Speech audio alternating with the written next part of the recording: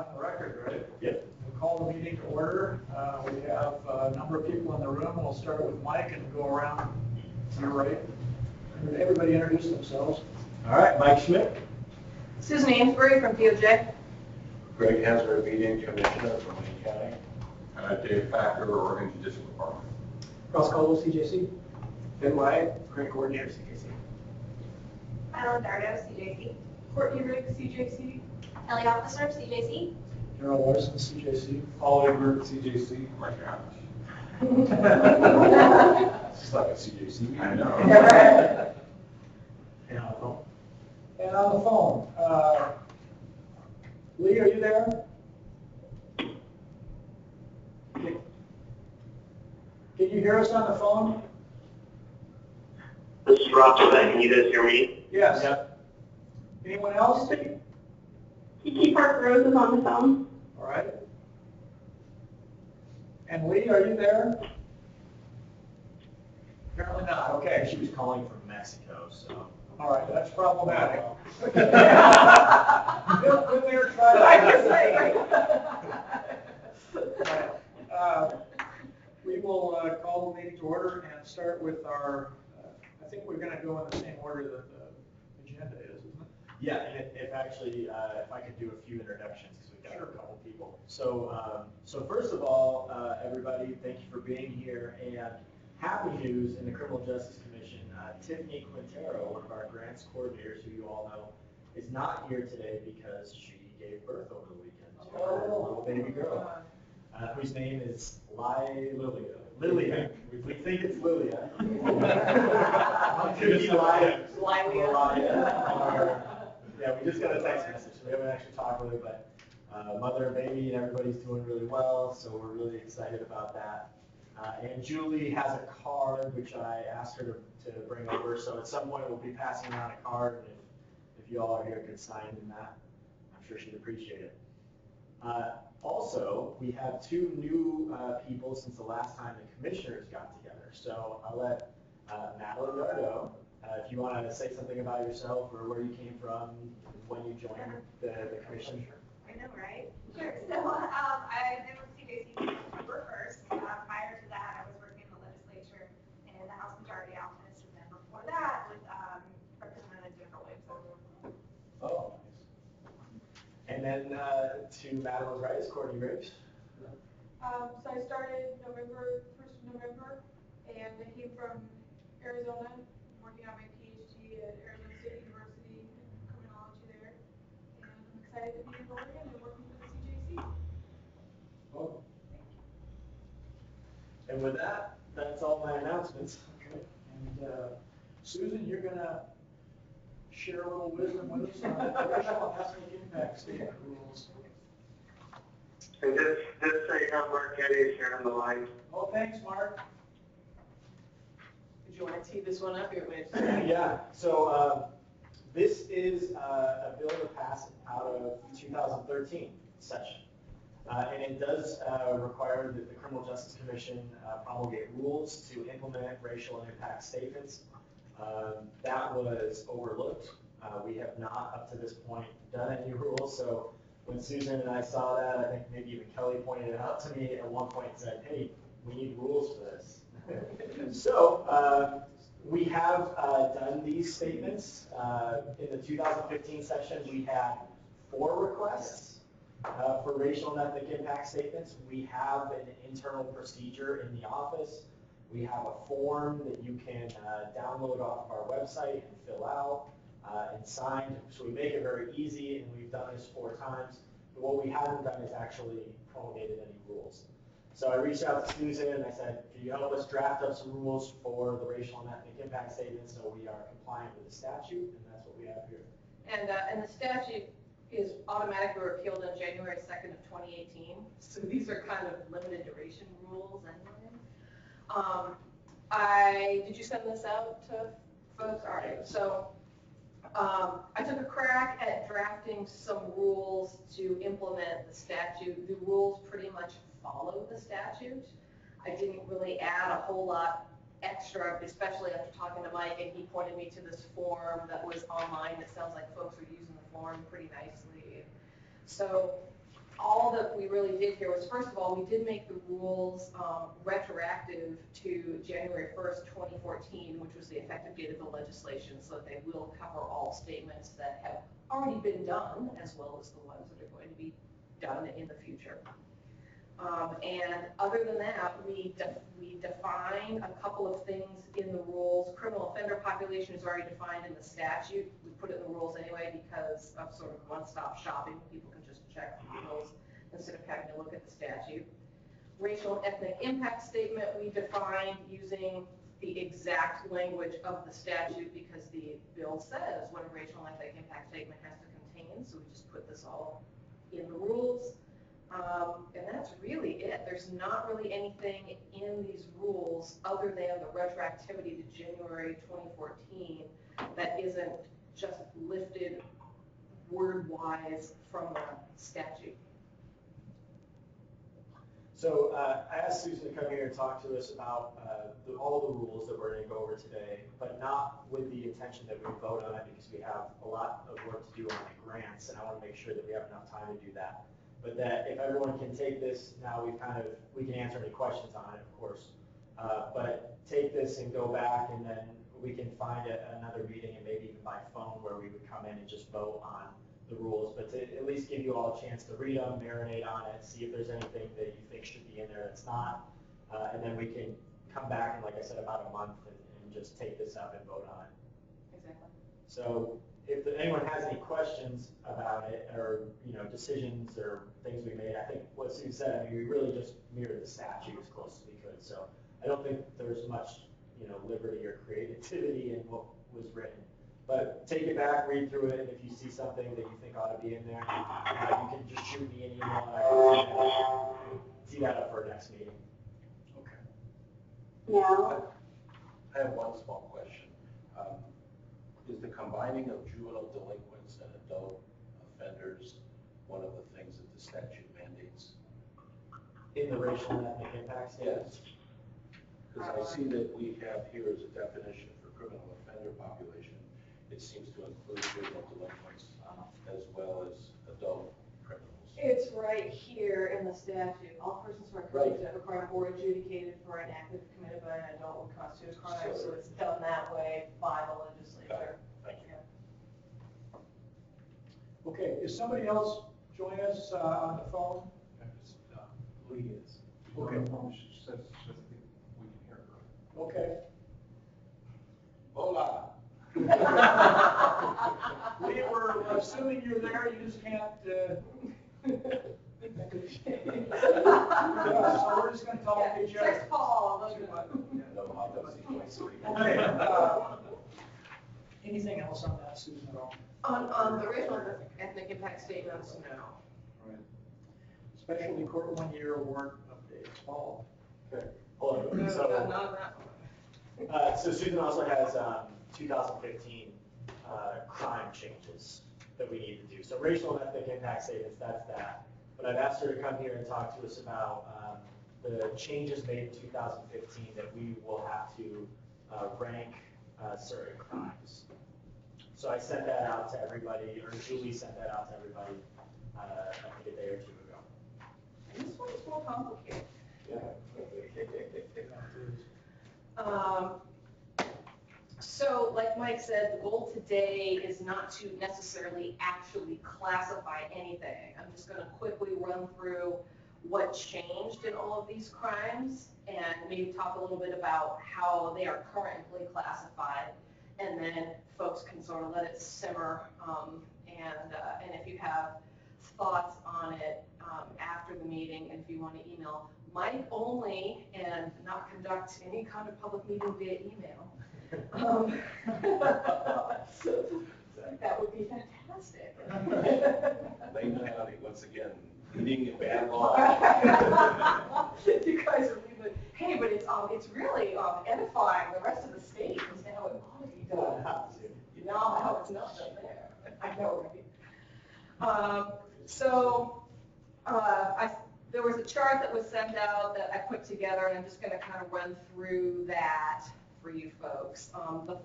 The first group of crimes to talk about are have new felonies and changed felonies, which need to get crime categories. There is an entirely new felony that is in its own little standalone bill, endangering a person protected by a Family Abuse Prevention Act order. This is not codified and is not classified, and it's a C felony. And so this is one where you folks will need to come up with where you want to classify it.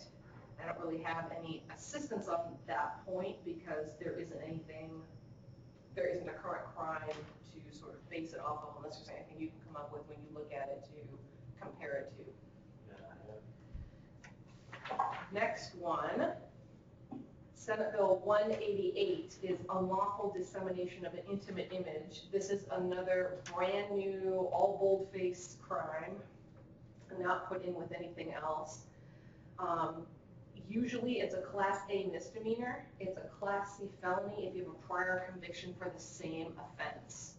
And what the crime is basically is if with intent to harass, humiliate, or injure another person, you knowingly disclose through an internet website an identifiable image of the other person whose intimate parts are visible or who is engaged in sexual conduct. And there's other elements, but that's the gist. In the legislature, this was known as revenge porn. Revenge porn, right? Yeah. You broke up with me. So usually a Class A misdemeanor, Class C felony of prior conviction, and this is another one that is brand new, so we'll need to come up with a crime category for it. Senate Bill 377 changes a property crime statute to include theft of an intimate image. And the property crime statute is already classified with the rest of the property crimes dependent on the value of stolen property. So it's crime category 2 through 5, depending on what the value of the property is. This one might not fit into that mold as easily because the value of the intimate image, unless it's a famous person, I guess, wouldn't have necessarily a monetary value. You can't know it until it's released. Exactly, right? That's the market. Yeah, is that on the property Right, tables? right, yeah, let's do that.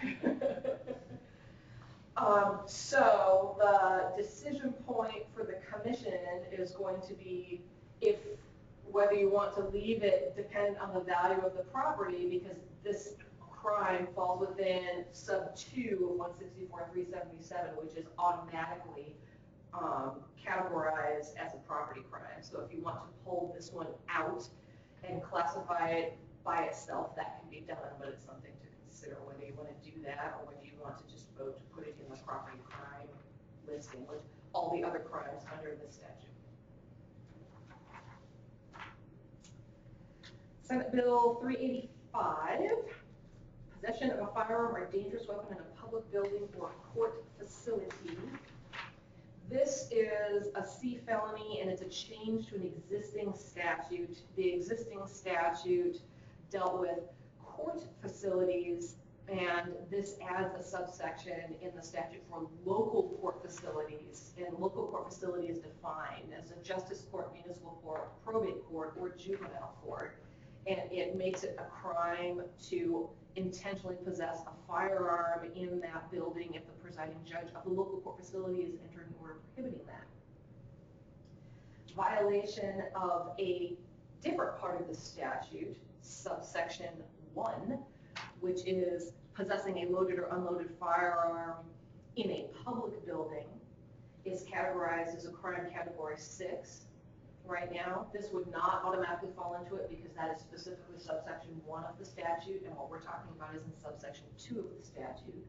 Subsection 2 of the statute has this local court facility portion that was just added, and also specific to court facilities, and nothing has been categorized in subsection 2 yet. I don't know why that is. The court facility parts were added in 1999. But sub 2 does not have a specific categorization. So the question for the commission is whether you want to leave all of sub 2 uncategorized, including this local court facility, whether you want to newly categorize possession of the firearms in court facilities and local court facilities, or just do something with this new language in local court facilities? Dave, what do you think? Yeah, so, Well, I'm surprised that the circuit court one's not, Wasn't already. isn't already in there. Yeah. Public buildings is a 6, and somehow this makes courts something different, so is it really, your question is gonna be, is it really different, or is it a 6, or is it a 6.5? You know? yeah. Or 5. Well, I think it's probably elevated over just an ordinary. Yeah. Okay, Senate Bill 919 is DISCON 1. And DISCON 1 is usually a Class A misdemeanor. It is a Class C felony if you have at least one conviction for the same offense, which is why we're looking at it in the felony crime category area. It's currently a crime category 4. It used to only apply to causing public inconvenience, annoyance, alarms, et cetera, in a school building. Now, court facilities and public buildings have been added to it. So the question for the commission is going to be, now that court facilities and public buildings have been added to this, do you want to keep it at a crime category 4, or make it higher or lower, or segregate out the court facilities or the schools, or? But we do have at least an existing offense that is a 4. Senate Bill 941. This is the firearms law. There is a new felony in Senate Bill 941, which is the crime of unlawfully transferring a firearm to someone who has not had a background check and is not part of that list of folks to whom you can transfer firearms, spouse, parent, stepchild, etc. It's a Class B felony if you have a prior conviction for the same offense. And this is a brand new statute, so we don't have a model for, we don't have a current crime category to look at for this.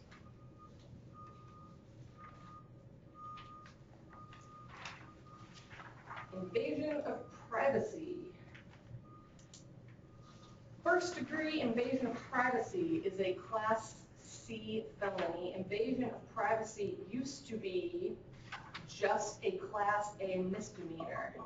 Now we have split invasion of privacy into a first degree crime and a second degree crime. Second degree remains a Class A misdemeanor, and there's now a new Class C felony for invasion of privacy. But with regard to this, for crime category, you folks are required to classify first degree invasion of personal privacy as a crime category 6. So there's not really a whole bunch of decision points on that. Lee has a question that she just posed up there. Is it okay if she chats and she can't talk? Yeah. The message just came up. What does it say?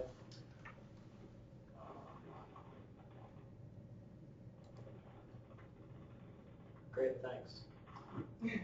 What happened to the, I was expanding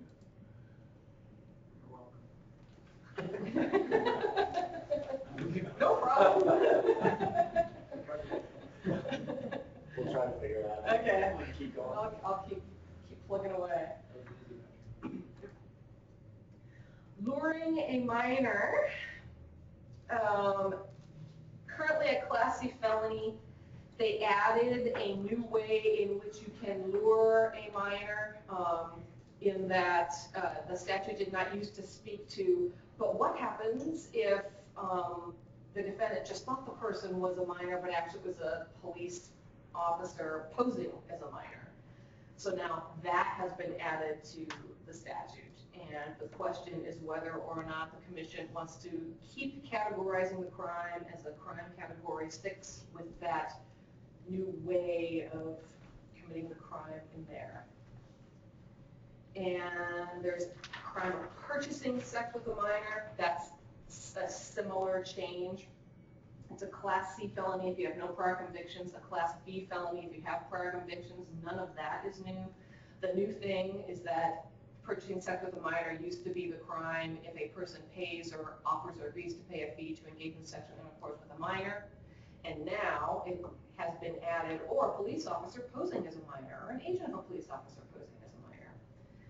We did not categorize these crimes before. That was, as I recall, the commission actually had a discussion about whether or not they wanted to, but there was talk of, this was when there was a whole lot of sex crime, child sex crime, selling sexual slavery, that kind of stuff.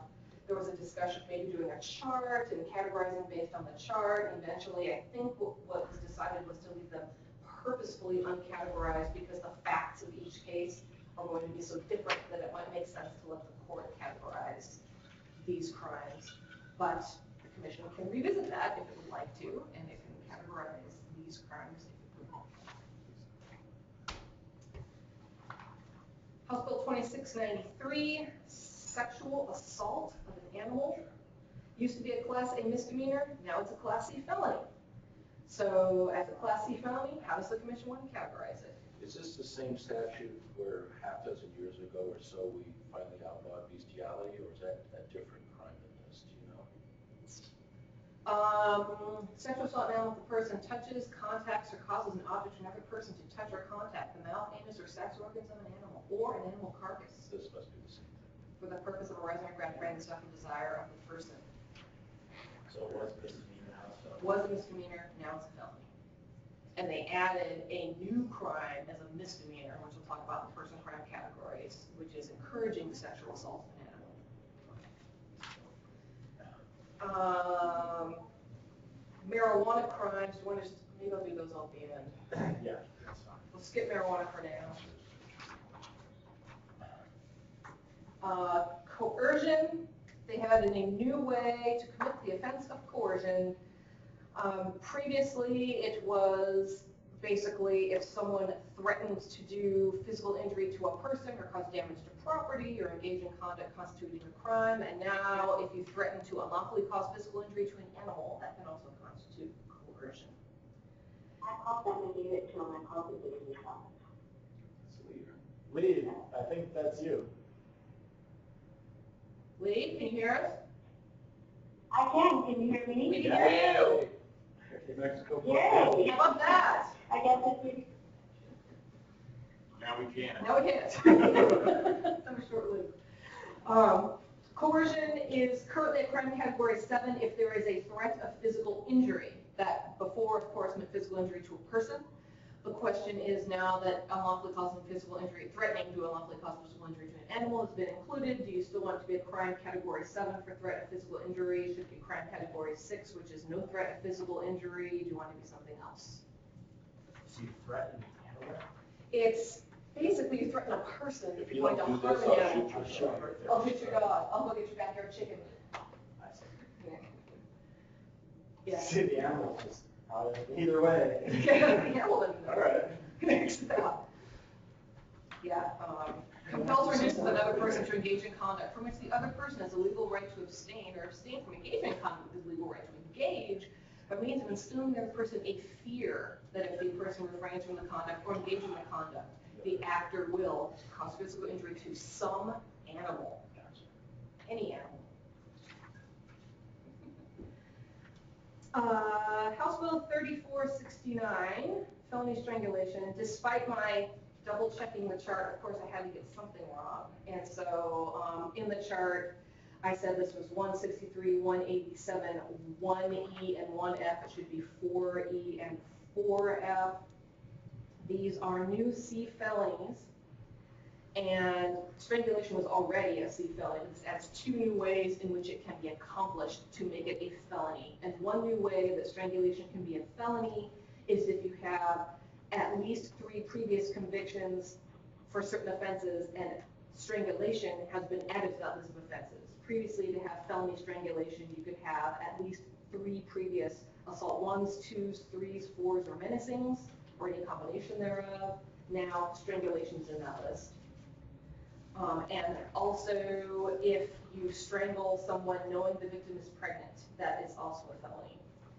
The commission has currently categorized felony strangulation as a whole as crime category 6, and the question is whether or not you want these two ways to accomplish it, either or both, to also be crime category 6. And the last felony is felony assault 4. Similar to the strangulation changes, it's in the same bill, House Bill 3469. Felony assault 4, there are now new ways to commit that felony assault, one of which is you could have committed felony assault 4 if you were previously convicted of assaulting the same victim. Now you could have been previously convicted of menacing or strangling the same victim as well as assaulting. Those have been added to the list of things that count for the previous offenses. Also, if you had 3 prior convictions for assault and all of them involved domestic violence, you could have committed felony assault 4. Now, if you have previous convictions for strangulation and menacing, and the domestic violence restriction is removed from the way that you can get to felony assault 4 from misdemeanor assault 4. Crime category 6 is what the commission has classified domestic assault dash felony. So maybe we want to change that to just felony assault 4, so they will all be included. Now that we're incorporating all these other ways of doing it, it's not necessarily domestic and there's strangulation involved, but that's just something I'm throwing out there for the commission to consider. They don't even have to be crime category 4 6 if you want to make them something else. Those are the crime category questions. New felonies, of course, and misdemeanors, the commission also has authority to make person felonies or misdemeanors. And so some of these same crimes, there are a few additional ones, the commission will have to consider whether or not they want to make them person felonies or misdemeanors. That Senate Bill 3, endangering a person protected by a FAPA order, that is not a person felony yet because it's brand new. So it's up to the commission whether it wants to make that a person felony. The same with the unlawful dissemination of an intimate image offense, the revenge porn. That's an A misdemeanor usually. C felony if you have a prior conviction. That could be or could not be a person misdemeanor or person felony if the commission wants to speak. The computer crime, theft of an intimate image. It's not currently a person crime, the computer crime statute, because it dealt with computer crime. This theft of an intimate image does have a more personal component than the property crime. The commission might want to consider making it a person crime, but might not. Currently, this statute is not a person crime. The possession of firearms in a public building, which we talked about with the addition of the justice courts and the local court facilities. That statute's not currently a person crime, but the commission could make it one. Unlawful possession of a firearm or ammunition by certain persons. This is a new statute that we did not talk about previously because it didn't have a felony in it. It just has a misdemeanor in it. And there is a new prohibition that has been added to this statute for persons subject to restraining orders if they unlawfully possess a firearm pertaining to family members. And the other crimes listed in the same statute are not person misdemeanors. But the commission could make this version of a person misdemeanor if it wants to. We talked about disorderly conduct. It's not currently a person misdemeanor or a person felony. The commission could make the new person, new discon that applies to buildings, other than schools, a person felony if it wants. The misdemeanor could be as well. Unlawful transfer of a firearm without a background check. That's new. The commission could classify it as a person crime. There are 2 previous unlawful possessions of a firearm that were changed by this legislation. A person subject to a court order for assisted outpatient treatment, if a court orders you to get some kind of mental health treatment on an outpatient basis, and in that order specifies that you are not to possess a firearm or transfer a firearm, and you do it anyway, it would be a Class A misdemeanor. The question is whether or not the commission wants to make that Class A misdemeanor a person crime. Other violations of these same statutes are not currently person crimes. Invasion of privacy, first degree and second degree. We talked about that earlier. The commission is required to classify it as a crime category 6. There is no mandate the commission make it a person crime or not. The misdemeanor version of invasion of privacy is currently a person misdemeanor. Now there is a felony way to commit this crime, and does the commission want to make that a felony, a person felony or not? Do you want me to get into the differences in the crimes, or should I just zip through? No, we'll zip through. Okay. Luring a minor and purchasing sex with a minor, these are the crimes that added the police officer posing as a minor. Currently, they are person felonies. The question is, does the commission want to maintain that categorization? Encouraging sexual abuse of an animal and sexual assault of an animal, that's the crime that Greg was asking about. Currently, sexual assault of an animal used to be a Class A misdemeanor and was not a person misdemeanor. Now it's a felony, should be a person felony. And there's a new crime of encouraging sexual assault of an animal that is not categorized at all.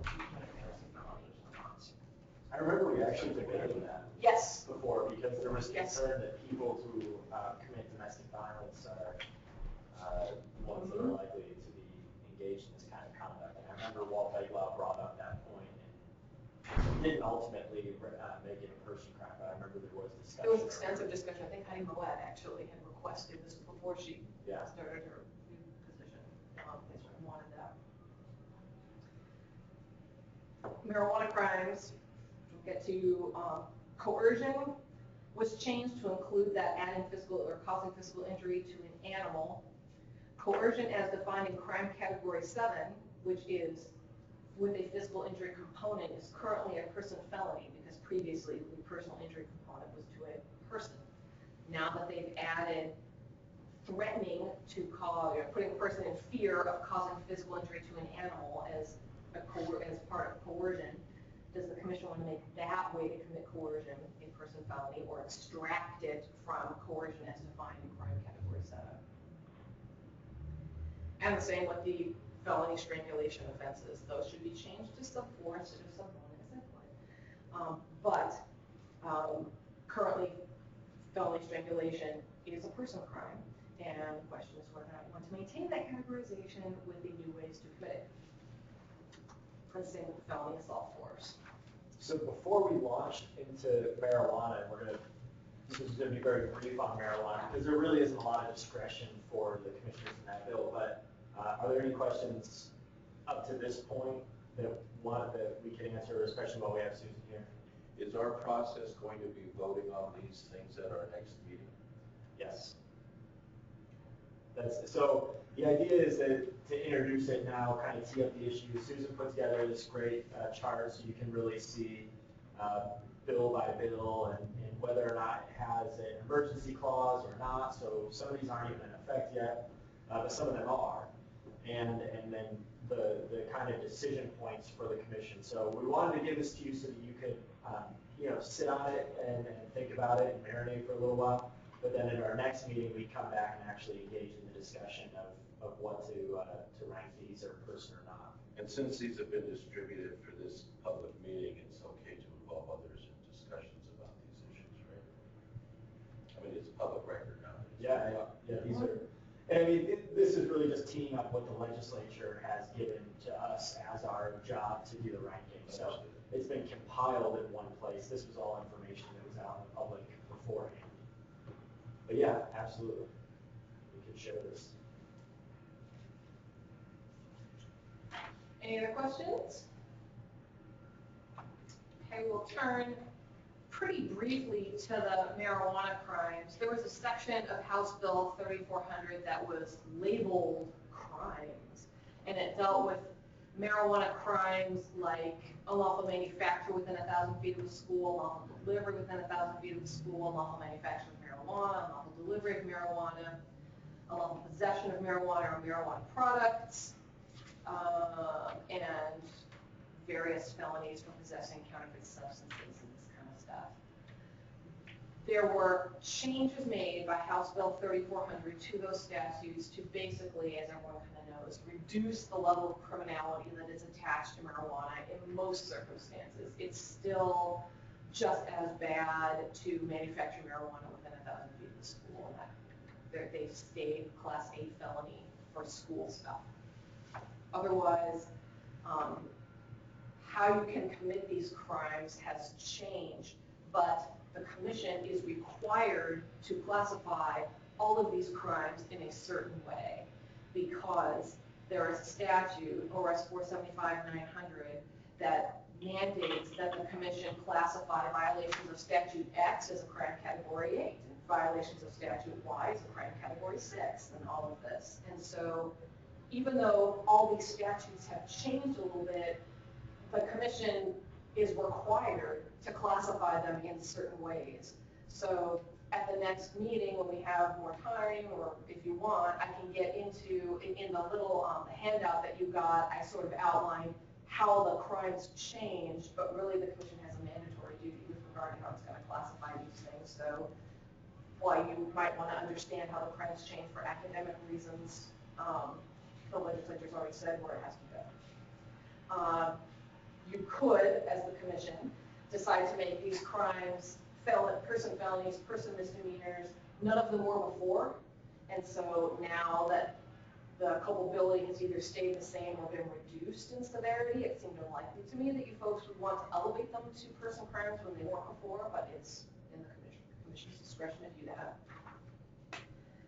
There is one brand spanking new crime in this bill that was not listed in the crime section, which is the unlawful importation or exportation of marijuana items. It's a Class C felony if you do that for consideration. It's a Class A misdemeanor if you do it for non-consideration.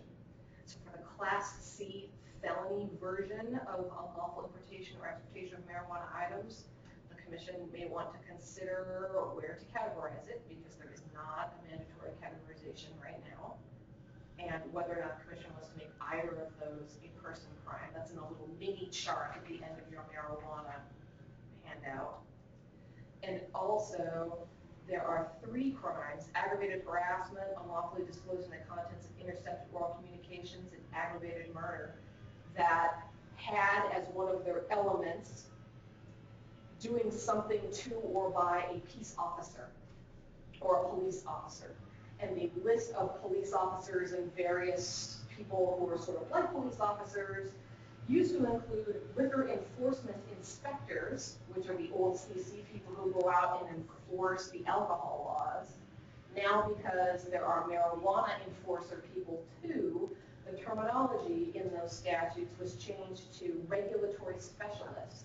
So in other words, it's aggravated harassment if you slime a liquor enforcement inspector, which was someone enforcing liquor laws, has now been changed to it's aggravated harassment if you slime a regulatory specialist, someone who's authorized to enforce liquor laws or marijuana laws. And so the question for the commission is whether it wants to maintain the current categorization of, for example, aggravated harassment at a crime category 6, now that these regulatory specialists are included too. I suspect the commission will likely want to do that, but it's up to you folks whether or not you want to do anything different. And the questions for aggravated murder and contents of an intercepted oral communication is really just whether you want to maintain the aggravated murder as a person crime. Even you will say that. Yeah. Or whether or not you want to categorize the unlawfully disclosing contents of intercepted oral communications as a person crime that's not currently. So you probably want to keep it the same, but we just want to vote on it so that we can have everything clear. I have a couple of quick comments if I can. Go ahead, Rob. Just a couple things to note. So in 3400, we changed a lot of the statutes that have been amended by Measure 91, which have been covered here. There's also a number of new statutes that we didn't actually amend in Measure 91. Or in House Bill 3400, I can't remember if any of those were felonies. I think they were all misdemeanors, but I'll go back and double check. So there may be additional crimes that we need to add to the list that we didn't tweak in 3400. That's my first comment. The second comment is all of these changes are a project halfway done. So I basically rewrote all these darn statutes, but we didn't have enough bandwidth in the 2015 session to get it all done. So So I've got to get the rest done in 2016, and I'm working with Representative Olson and Senator Sansky to get the rest of the job done. So a lot of the details, like for example, the DCS or MCS marijuana within 1,000 feet of a school currently is a K felony. It's likely we're going to drop the baseline for that to either B or C felony with some potential enhancements. So, and that'll probably get done in February. So this is a work in progress, so to speak. Okay. Great. That's helpful to know. Thanks a lot, Rob. So we wanted to present this to you today, like we said. Now you can take this back, consult with your peers and think about what you think is important for our discussion when we meet up again for the commission to consider as we go about actually doing the ranking and taking the votes. Okay. And like Susan said, if you have something for me or for the, everybody, email me directly and I'll kind of hold all of your comments and answer questions, and I'll work with Susan to get any answers if things come up and you're not sure about something. And just say, just me directly. All right. That's it. Susan, that covers the territory you were going to cover. Yes, it today. does. Okay. Thanks, you guys. Back to you, Paul. The 1 year item. I think this will go pretty quick. In June, when we met on specialty court awards, I'll just remind the commissioners that we had 2 provisional awards, 1 year awards. One of those was for Lincoln County. The other one was from Wallowa County. And they were both around best practice concerns. And so I have an update and a recommendation for the commissioners. Essentially, we've been in conversation with both counties. And in the case of both counties, they have addressed our concerns directly. This past week, one of the judges who just wasn't willing to do staffings for some reasons that he was citing the Oregon ethical code, judicial code, and he had some concerns about it. He actually resigned over presiding over the drug court and is appointed, he's the PJ, he's appointed a new drug court judge that's happened effective immediately. And so with that, that judge is willing to follow the standards as written. So with that, these 2 counties are essentially in compliance with the best practice concerns, or put action in place that will ensure some compliance, and we'll follow up as grant analysts. But we feel like these 2 counties could move forward with us moving their provisional award and communicating that to them if it's approved by the commissioners now, so they can plan ahead and deal with hiring options and sustainability of the biennium. But we're willing to recommend that they be awarded for the entire biennium at this point. So that would be Lincoln and Wallowa counties. So, Hey, Paul, this is Rob. Can I ask a real quick question? yeah. I'm just curious, being the person who started that drug court program back in the day, which judge is now running the Lincoln County Drug Court? Oh, I'll try and look that up. Give me just. Would you look for that, Ben? I want to say it's Sanders, but I'm not sure. Sanders? Is there Judge Sanders down there? There is. Paul Yeah. Sanders. Okay, well, Okay. that's interesting. She also runs the mental health court program there.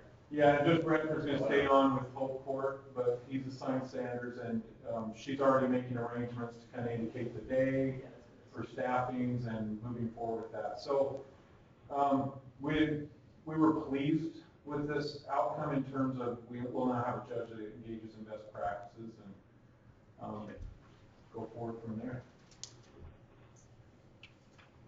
So do you need us to do anything? Well, right now we're only approved to give them the 1 year award, so we would like to be able to communicate to them that year 2 is viable and that they can plan on it. Also move. Is there a second? I'll second that motion. All right, any other discussion? All those in favor signify by saying aye. Aye. Aye. On the phone? Aye. Aye. Aye. Aye. All right. Aye. Any opposed? It's passed unanimously. Thank you. You ready to look at the second, or not the second round, but the remaining applications for justice reinvestment? Sure. Okay. those of you that are on the go-to meeting, can you see the slide deck on your computer? We'll be using. Yes. Wonderful. Yeah. Okay. Mike, do you have anything you want to say at the outset of this? In terms of these slides or anything else? I mean, just, the only thing I'd say is like last time when you all were considering these grants, the staff has put in an incredible amount of work into these applications, and what you have in front of you is not necessarily the first thing that was sent to us. There was an iterative process. We went back and forth. We've now, all of these applications have now had the benefit of working with each of our individual grant coordinators who are kind of the experts on those counties. But also this has been through the grant review committee. This has also been through our expert victim panel that we put together.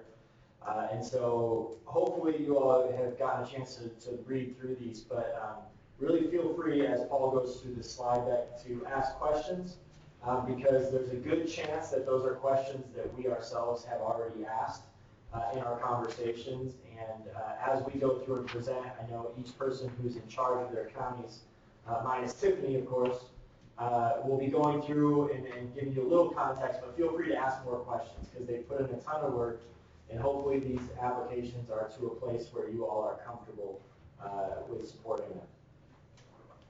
Thanks. So similar to what we did at the expedited round, we've got a similar slide deck. We'll go through each county.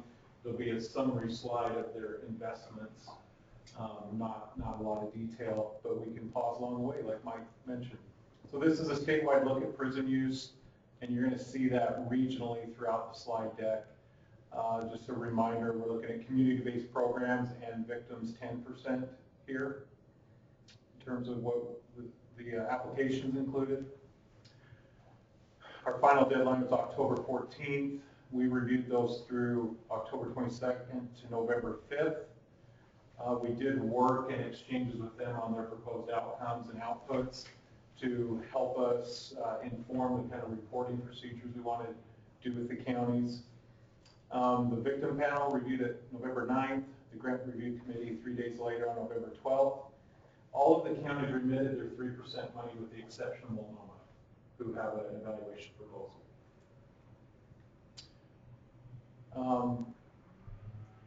The proposal in total needed to meet the 4 goals, and then individual proposals just need to tie to one goal in particular.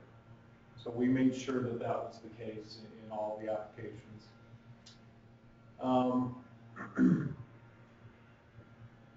What did I say here? Oh, we'll just go in alphabetical order like we did last time. The staff were prepared to answer questions, we hope, with anything that might come up. And then we did some rehabilitation before bringing it to this point. So of those, Tillamook, for example, had several things proposed that really looked like one program to us, and so in communication with them, they modified, they saw it that way as well as they looked at it more closely. And then they withdrew a victim chaplain program that we did not think would get approval, and in fact, when it was raised at the victim panel, would not have gotten approved. So they withdrew that and put that money, it was 25% of their 10%, they put it in with the other portion. CLASA withdrew a software program that law enforcement would use that would aid in investigations. WALAWA ended up not providing a victim proposal after their victim proposal was not approved by the victim expert team. They had an opportunity to revise that, but they had misgivings about doing one originally. And they just could not get something to us and didn't appear to be actively trying to meet that deadline anyway. So at this point, they don't have a victim proposal in their application. Deschutes did some modification to their victim proposal regarding CASA. Wheeler and Gillum both modified their victim proposal based on input from the victim panel. So we did some rehabilitation there, and probably this doesn't represent all the work we did back and forth, certainly. In total, we're looking at $33.8 million in program funding, 3.8 in victim funding, and the remittance amount coming to the CJC, or that the CJC can use for 3% evaluation is just under $1,917,000. So Baker's first up, a little bit over in their prison use in terms of how we measure it. And so their proposal is to put $125,000 into cognitive behavioral treatment, MRT, and then have a community service coordinator work with offenders. And their part 2 proposal is to work with a local nonprofit by the name of Mayday for their victim advocacy. Both the grant review committee and the victim panel recommended approval of their application. Any questions or concerns that came up with their proposal? Are we voting on this today? Is that the goal? Yeah. Would it be more productive to just do each one? Or is there a situation where we get to the end and we're going to have to make decisions on the global package? I think the This is Rob. I have a suggestion. Since there's so many of them, I think we vote on them in the end as a global package. And then under Robert's Rules of Order, any member of our commission could essentially request that any one be pulled out for a separate vote if somebody had a concern about one or more of them. Yeah, that's kind of what I'm asking, is whether it makes sense to do one or the other. That sounds like a good thing. Okay. We did last time like that. Okay, Benton County, up in terms of their prison use, they would like to invest what they're calling a transition program and community-based programs and their drug treatment court. So they have a provider that is quite expensive in terms of the drug treatment court, and the grant that we provided them doesn't cover all of that. So those were their investments there. And then they wanted to split, as you can see, their 10% across 3 different entities to serve victims in the community. I have a question in terms of their drug treatment court. Are they taking in people who might otherwise be bound to prison? Ben, do you know that? So it's a great question. It's something I have to know on. I have not been to see their court hall. I have not been to see it, so I do not know who all they're serving currently in that. We know they serve medium and high risk. We do know that. But whether or not downwards are routinely provided to the court, I don't know that answer either. I think it is from, remember, I mean, I don't have the note on that, but I remember it's one of the counties that we worked on the application with. And pretty much every drug court and every program, if they didn't say in their application that this is something where downward departures would be considered, we pushed back on that and we asked them that question. So if I remember right, these guys would. Yeah, that's what I was going to ask, Ben. Do you recall? Because I know that we had that, if it wasn't expressly put in the application, like Ross said, we asked that of every county that was applying whether or not downward departures would be considered. Yeah. And we pretty much heard from all of them at some point that they would consider downward departures. It was in some counties, the district attorneys are more willing to say, I will definitely consider more downward departures, or I will give more downward departures. And in other counties, they were less willing to say that. I kind of hedged that language a little bit. But I think that if we don't have a note specifically against it, that that's the case for all of these. Okay. I have another question about Benton County, and that is the CASA. I understand and support what CASA does, but certainly every child who is under the jurisdiction of the juvenile court is not a victim under Oregon law. So is this restricted to CASA's work with people who are classified as crime victims? Yeah, Go ahead. So this is something that's going to come up in Deschutes County as well, and we did a lot of work on this. When Deschutes County, they sent a draft into us earlier, and the CASA application part of it said every child in foster care is a victim. And we kind of pushed back and said, well, they are of many circumstances, but not to the, that's way too broad for our purposes. Right. So we pushed back on that, and in Deschutes County, they actually did not do a good job of answering our questions as to how this was directed to crime victims. In Benton County, they did do a good job. They talked about how they track who's victims of crimes that they serve, and they seem to have a lot of information on that. So we were satisfied with their narrative tied directly to our criteria. Okay. So they really did a good job of kind of going by what the RFP asked. In Deschutes County, they didn't, and we told Deschutes County, we don't think that, we kind of reached out to our victims panel, and they said, no, this doesn't meet the criteria of what this money's supposed to go for, unless they could give us more information like Benton County did. And they weren't able to do that before the victims panel met, and so Deschutes County decided to take costs out of their application. So we can talk about this a little bit more when we get to Deschutes, or we can just cover it now. Just cover it now. Okay. So when the victims expert panel met, they did not consider the cost of part of Deschutes' application because it had been pulled out. And it was still pulled out, I think, when the grant review committee met. And then, the victims panel felt like we were funding this in Benton County. We think the cost is a good organization, but they, because for some reason they were not willing to do the legwork to get us the information we need. They felt like they had enough information of CASA as a whole, and that if they were able at some later date to sort of connect those dots up for us, that we could go back and put them in, and then that would be something you guys could consider. So after all that happened, we ended up talking to the folks at CASA several times, and they eventually did get us all the information we needed to kind of put it on par with the Benton County application. So we feel as staff that they've kind of met the requirements, but that has not been approved by. It doesn't, that part of Deschutes County's application does not come with a recommendation from the expert victims panel, although they did recommend the Benton County one, and it's, at this point, pretty much identical. So we could theoretically today provisionally approve Deschutes County pending approval of the victims panel? So, well, you guys have the final say. The victims panel is advisory. So at this point, Deschutes County has put the CASA application, I think it's about $56,000. They put that back in their overall application. So it is something for you to consider today. It's just had a really weird history where it was in, then it was out, then now it's back in. The staff, you all are not satisfied that the money's for the actual victims? Yes, they gave us a lot more information about that. They got a lot more specific, and we're satisfied that they met, they met the requirements that Benton County did in order to kind of get them over the hump. So if you approve Benton, essentially Deschutes mirrors Benton's narrative? It just took a lot of work. Yeah, and this was the subject of at least 2, if not 3, different articles and op-eds in the Benton Bulletin, this whole process. And it really focused around this victims versus victims of crime. And that's what we kept orienting them to, is saying the statute is very clear, the rules are very clear, it's crime victims.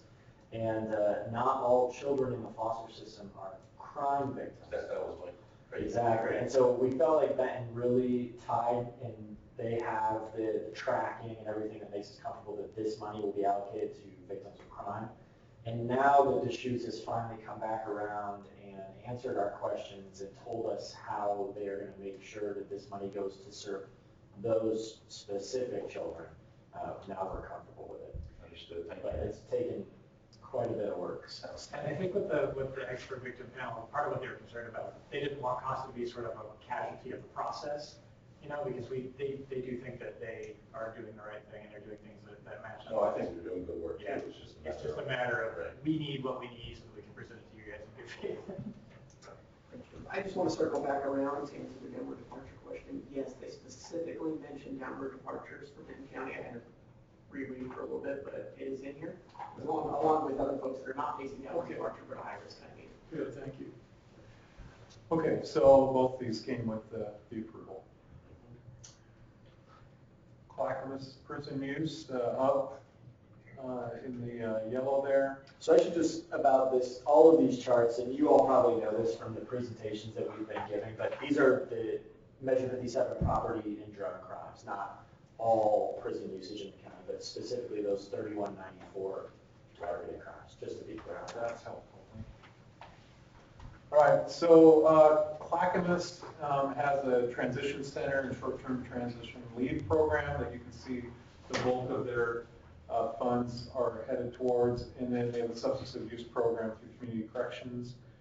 And their victim money is for the Women's Service and Children Center, and then they're subbing out to this entity to work with bilingual language barrier and kind of marginalized population there that needs services.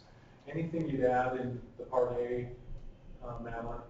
No, Okay. unless there's any questions. Okay. But they both come with the recommendation of both panels. Placer County in the green on the 3194 crimes. They're essentially investing in probation officer to reduce caseloads. That probation officer will essentially tie the offenders on that person's caseload to the services locally so that they're well served. And then their victim money is going to a nonprofit called the Harbor. And both of these proposals came with a recommendation, grant review, and victim panel. Questions, concerns?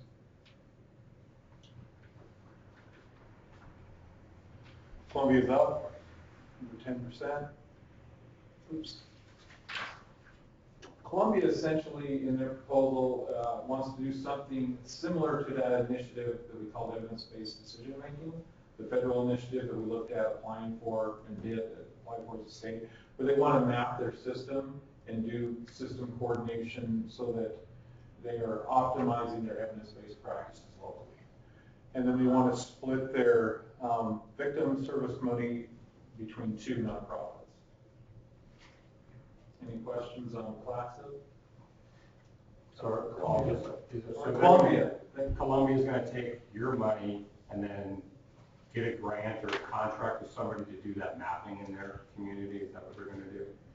No, they're not seeking to go into contract with it, although they may actually try to get some technical assistance with our help for it, but they're going to hire a local case coordinator that essentially does that work. To map their system, local system. Based off what's available already, the analysis that's kind of been done nationally around mapping. Sure. So they'll have a local person that coordinates that. Thanks, sir. That's a good question. The shoots in yellow on these crimes. And they are splitting their Part 1 money between kind of a front-end program, the back-end program, essentially aimed at meeting the same goals for offenders, whether it's front-end or back-end, and working with short-term transition and downward departure. So we felt like this is a strong proposal. And then you can see that CASA is back in, and like Ross said, this comes with the approval of the Grant Review Committee, except for CASA. This should have been written a little bit better. So staff's recommendation essentially is carrying CASA forward. Yeah. Any questions about that?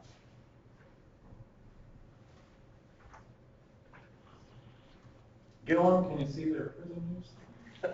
Very. Hard to see. One guy. So Gillum County essentially is, they want to add a full-time clinician. This is a person who worked locally with their system to enhance evidence-based practices, do some training, and provide some direct service. And then their victim money, they've asked go to Community Counseling Solutions, which is a local service provider that typically ends up serving their victims. They have some other victim choices out there in rural Gillum County, but this is the one that's most local and most responsive to what they need. So these come with the approval of, with modifications on this Part 2 from the committees.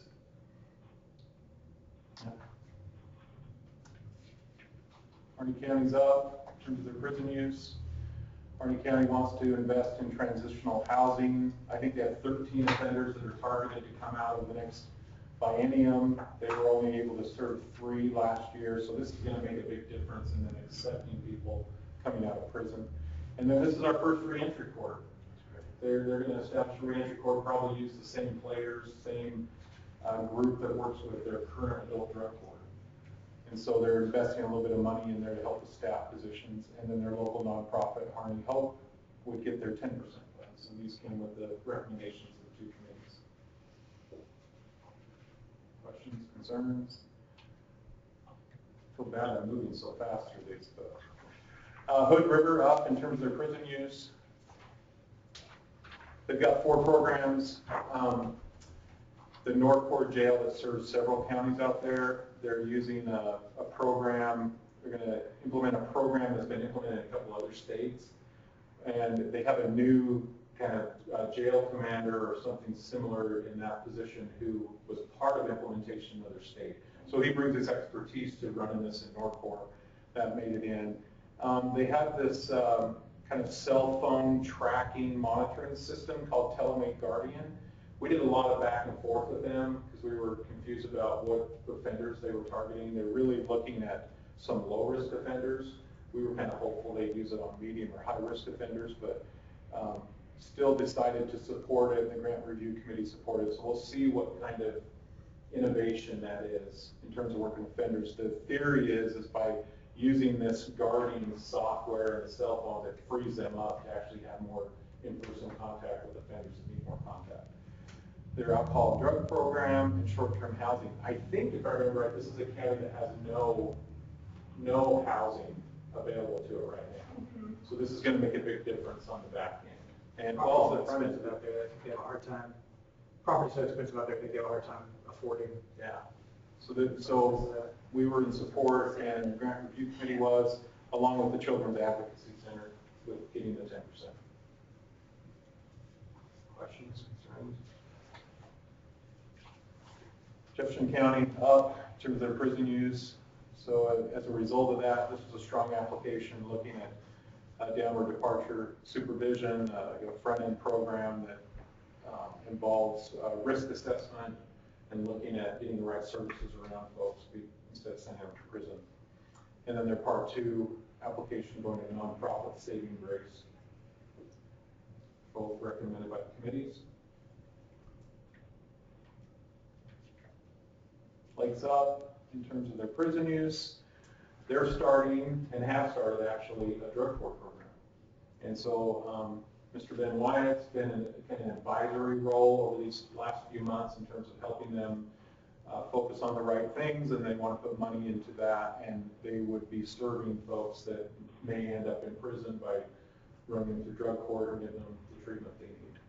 And then they split their victim 10% due to the size of their county, a North County focus and a South County focus. So I think New Beginnings is out in the Christmas Valley area, and then they've got something for South County. So they just split it in half, 2 different nonprofits to serve victims.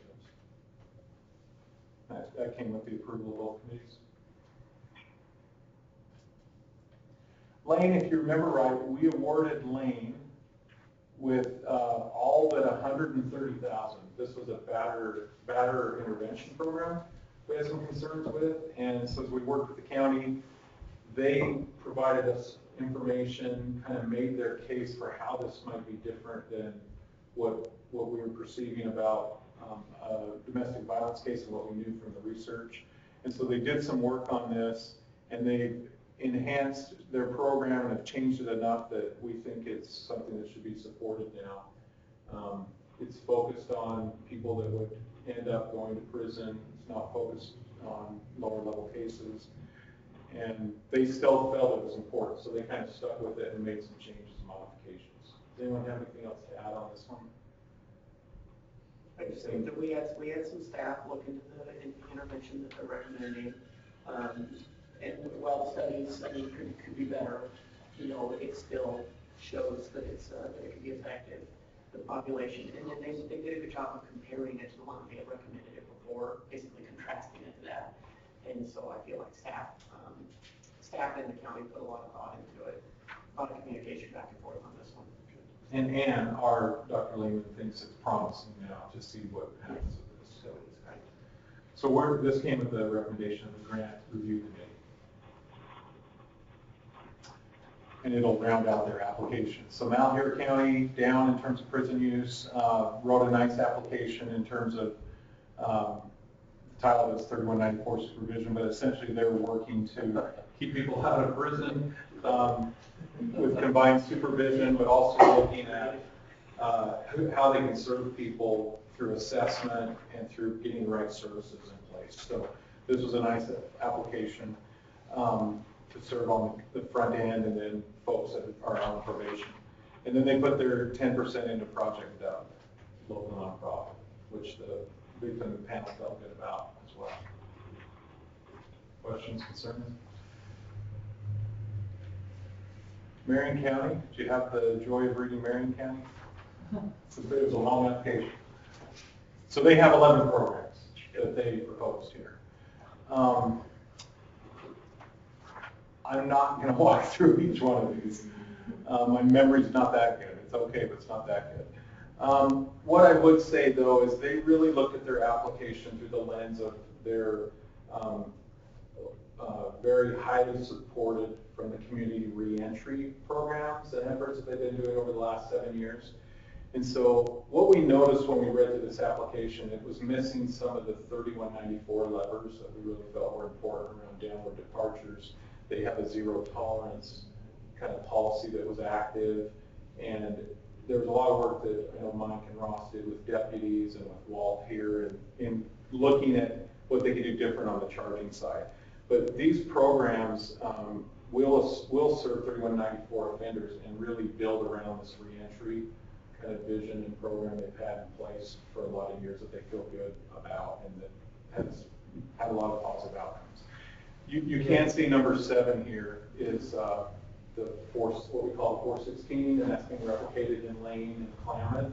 So continuation of that program is important to us as we have an RCT going on with Marion and Lane. So that's an important part of the proposal. And that's actually being expanded. Yes. Part of that being paid for. So when we got their application, it was all focused on reentry, and we pushed back on them quite a bit because, we thought you guys use a disproportionate amount of prison, so does Lane County, and we're going to really have to answer the questions of how does this program, has all this money, how is this a good investment for the state as far as prison use. And so I think they were a little bit hesitant to talk about what was kind of going on internally. There's a lot of politics involved, but we met with them to death and a little bit more. And we're satisfied that they are on board and that they're paying attention to prison use, and they're making a lot of changes as well. And 416 is gonna see a lot more downward departures. So I think that good things are happening there, but we really kind of held them to the fire a little bit to get them to answer those questions because we know that that's what we need to do for the American community as well as yourselves.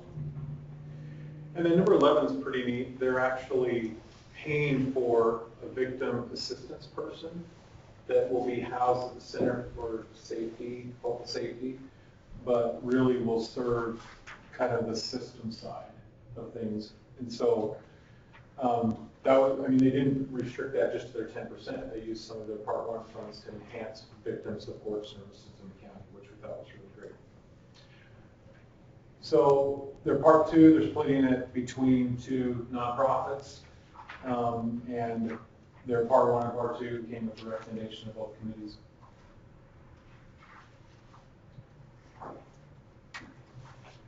And now it's frozen. Marion County broke the system. Keep it quiet, they'll be bragging. Use the all the tolerance you could possibly. Multnomah, 3194, way down, big benefactor in the state where they're providing a lot of help on this justice reinvestment. So they're investing in what's shorthand is McJur, which is a process-oriented proposal in terms of putting offenders in the right slot and getting them services instead of sending them to prison. Folks in the room know a lot more than I do about this program, but it's really a strong program on the front end for kind of slotting folks to the right place and getting them in the right place instead of prison. So that's the one that's I'm sorry. Go ahead. That's the one that's similar to the 416. So we actually had the benefit. Ross was a deputy district attorney in Multnomah County as they were building and implementing 31, the CJC. They don't appreciate McJur. Is that supposed to be a K instead of a? So Ross, you want to say a little bit about how it actually works in the program? So Multnomah County had a lot of, they had a mental health court, they had START court, which is for drug addicted property offenders. They had a lot of things in place, but they didn't really have much of a system map. What you kind of had before MCJRB started is you would have a defense attorney or a DA who had worked in START or mental health court and kind of knew that this was a good place you could put someone, but there was no sort of real good system to see who should go where. So a big thing that they did was they started assessing people early on. They have these JSCs that are 60 days out from the charging date. They they're getting a lot of people to stay in custody. And then they have a JSC with the probation officer, the judge, the DA, the defense attorney. They get everybody together and they say, okay, if we were to give this guy probation, what would that look like? What services would we put in place?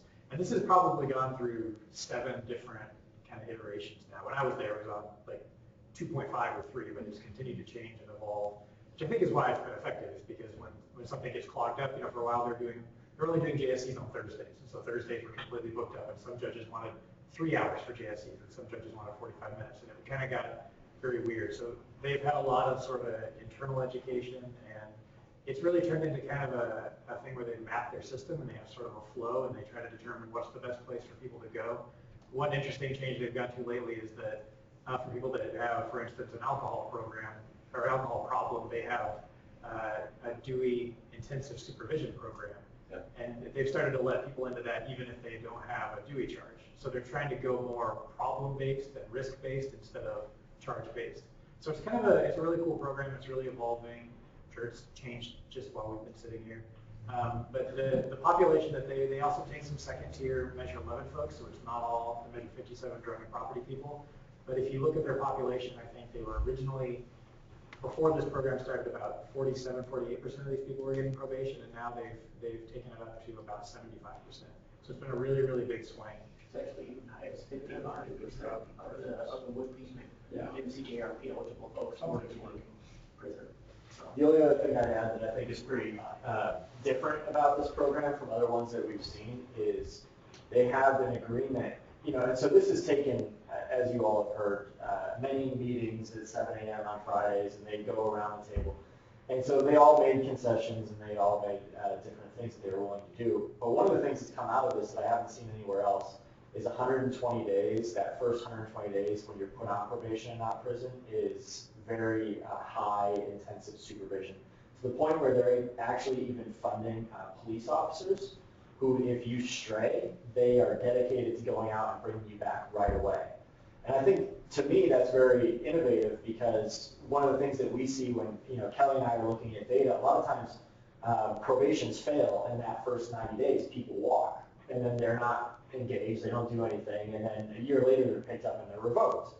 So they're really, in Multnomah County, keeping people, making sure that they're showing up to everything, and if they walk, they're pulling them back within days instead of months. We did that in drug court for a while too, and that was extremely effective. Yeah. Is there a randomized control study as part of? No, they are keeping the 3%, and what they're going to do, this in and of itself is not one intervention like housing or something that you can isolate and study. It's, like Ross said, it's more of a flow, and a lot of this money is going to services that are going to augment the different places that people end up in, housing and treatment and wherever it is they end up. But it's not one program, it's not in a box, it's kind of all over the system. But so what they are proposing to study is mentoring as an intervention. So the difference between professional mentors, paid mentors, volunteer mentors, and no mentors. And it's not going to be a controlled trial, but they're working with Ann and Kelly are working with them, and they're going to set up a kind of a quasi-scientific analysis to see if they think that based on their matching, that mentoring in those 3 different areas is effective, which could really provide the basis for us to say that's a promising practice if we wanted to really study it further before jumping straight to that highest level of research.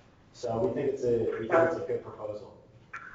As a note on this, this is Mark Eddy. The one on this topic is that sponsors and Lane Council of Governments got a randomized trial funded from U.S. Department of Justice to study specifically the impact of a mentoring program related to the sponsors program, and I'm going to be working with them as the principal investigator. And this is independent of this CJC effort, but it is relevant. Yeah, thank you. All right. Right, so part 2, they split it across 3 different providers, and they're keeping their 3% for what Mike just described, and this all came with the approval of both committees.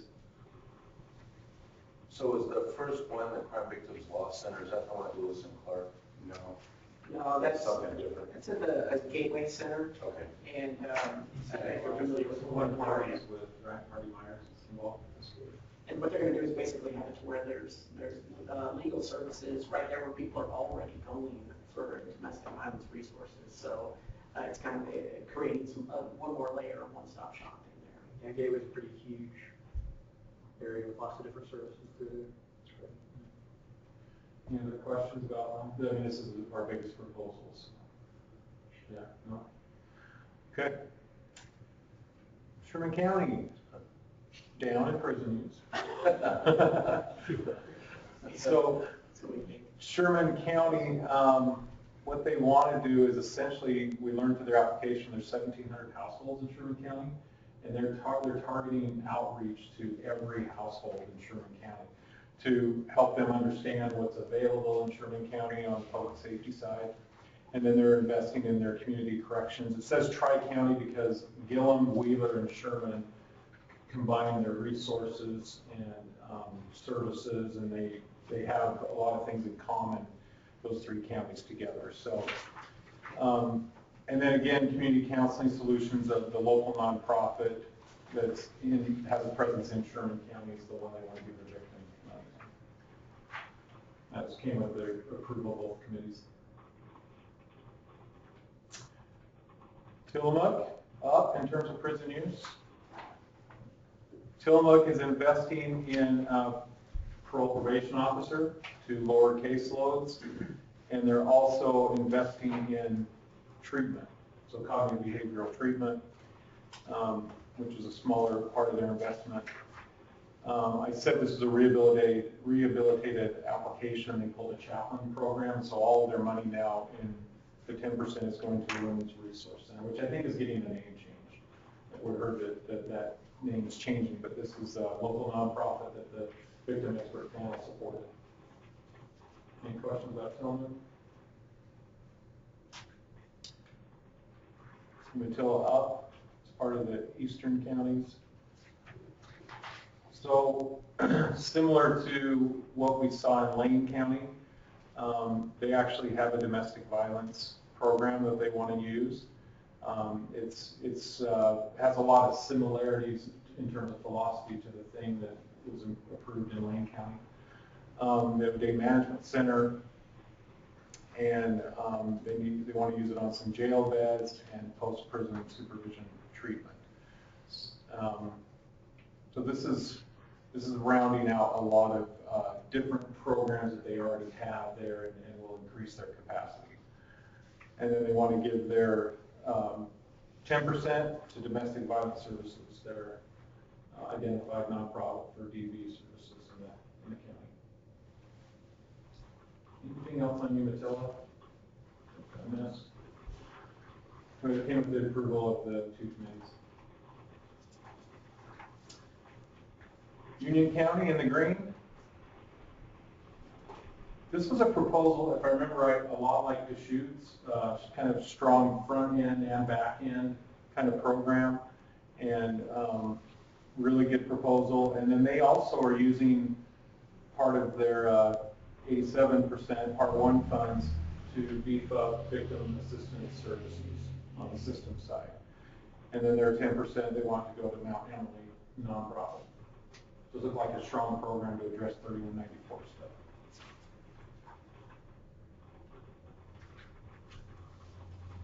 Allow it down in terms of prison use. They want to invest a small portion into parole and probation services and housing and mental health services and cognitive behavioral treatment. They don't have a 10% proposal this time, so I don't know. We haven't been in communication with them about what their intent is at this point. I don't know if we'll be bringing something back later or if that's even something we want to entertain. But at this point, they have just chosen not to propose something. There's nothing to approve today. What would happen to that money if they didn't step up and claim it somehow? So in the rules, we allowed for if there was any money not allocated, that there'd be a supplemental funding round. So theoretically, the $10,000 could be up. We could open up a whole other round and ask our 36 counties if they wanted to apply for it. Personally, I'm kind of hoping Lau will find a program. Because way more than 10 grand for this agency to Right. Yeah, right. So, The grant review committee was in support of us going out and engaging them and finding a home for this money, because they've actually, someone that could get the money, the folks that wrote the grant didn't have the kind of relationship with them to get them into the application. So there are options out there in Loudoun County. And the grant review committee thought it'd be great if we continued to engage them and got a proposal. So we can get a solution and do it Yeah. cost effectively. Yeah. So if the commissioners are in support of that, our staff's prepared to do that. Work with them to find a home for that $10,000. That sounds like the best answer to me. Yeah. Okay. So we'll proceed to work with them, and I know we can come up with something. Wasco County, up in prison use, what you saw earlier with Hood River, this is the same program, just on the Wasco side of using the North Core Jail. And cognitive behavior treatment, housing was a real barrier out in Wasco County in their application. And then they want to get some training for their existing staff. They're having a hard time actually retaining probation and parole staff and even filling vacant positions. So the people that are already in the positions can't be freed up to go to training. So they want to make sure that that happens. And then Haven's the nonprofit that's actually local and located in Wasco that they want to support with their 10%. I just want to mention Haven, wherever you saw those tri-counties and some of those smaller counties, Haven has coverage of those counties, but they're not located in the county. But we got assurance from the folks locally that are getting victim money that they'll involve Haven on and coordinate with services that are kind of outside of what they do. And so we got assurances in all cases that Haven does and will continue that work with them. That's Wasco. Wheeler. it's there. Off the charts. So if I remember right, they don't have a community service unit option alternative in their county. So this grant will pay for that, for them to actually run a work through.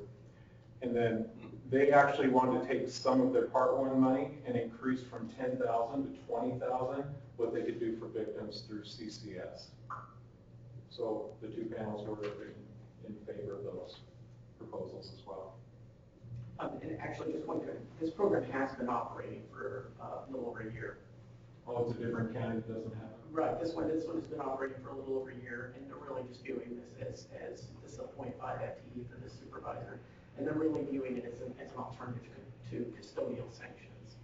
So they're really just trying to maybe keep that resource open for maybe local jail or something like that. But just one more way to hold people accountable in the community.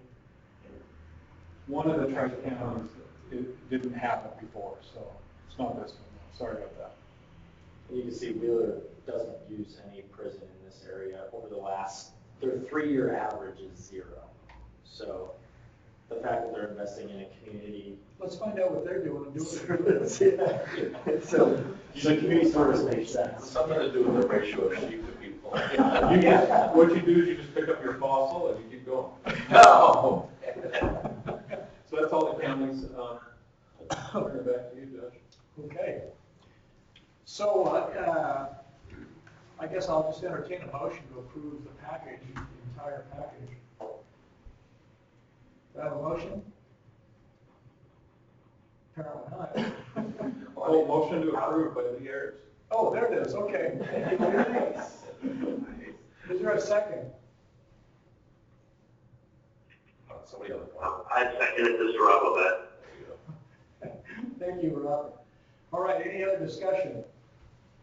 All those in favor signify by saying aye in the room first. Aye. Aye. And on the phone? Aye. Lisa's aye. All right. Any others on the phone that haven't yet voted? All right, any opposed?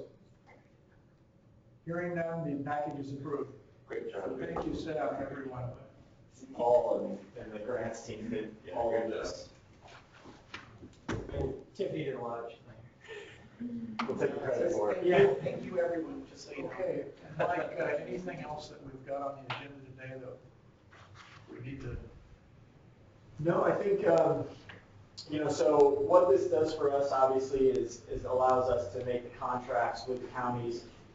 Round one money, Paul, where are we on round one money getting out to the counties? We have a handful of agreements that are executed that sent over for processing. I think I only know one county confirmed that's got their money. Okay. But those contracts are coming in. So I it's. think Klamath County received our money. You did? Yes. Great, there's two confirmed. There's several that went out early last week. Well, even earlier than that. We don't always know when you get your money though. We know when we send it over in an approximate date frame.